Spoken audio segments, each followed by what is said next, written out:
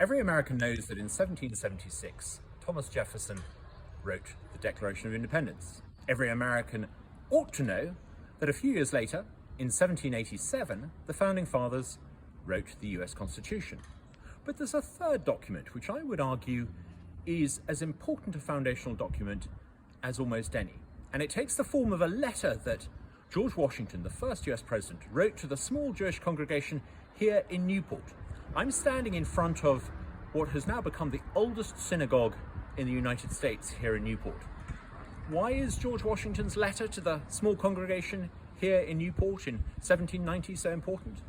Well, often people talk about that letter as establishing a template for religious toleration, and certainly if you read the letter, it's remarkably short, but it talks about the fact that intolerance and persecution have no part in the new republic.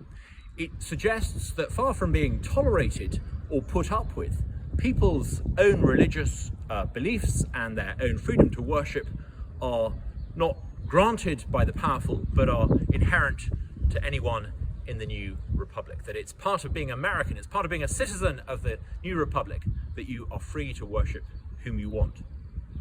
It's quite remarkable that the most powerful man in the United States, a successful general, the first president, should write a letter like that to the Jewish community in the first place. It's almost unimaginable to think that a European ruler at the same time would write anything similar.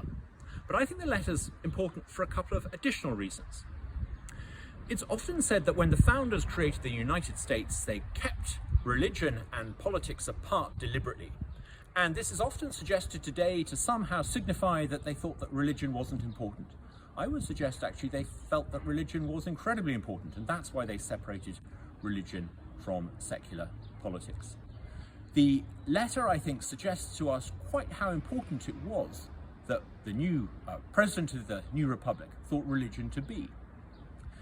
I think even more important than that, the letter hints to me at this idea that America has a Judeo-Christian inheritance right from the very start.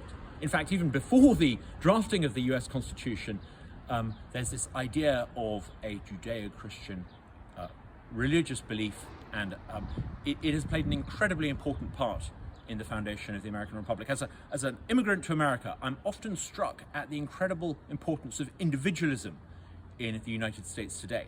I think a lot of this individualism owes something to the Judeo-Christian idea that each person is made in the image of God. Washington's letter wasn't just, I think, a statement of religious toleration. It was, I think, a statement of just quite how important religious freedom was for the good of the American Republic.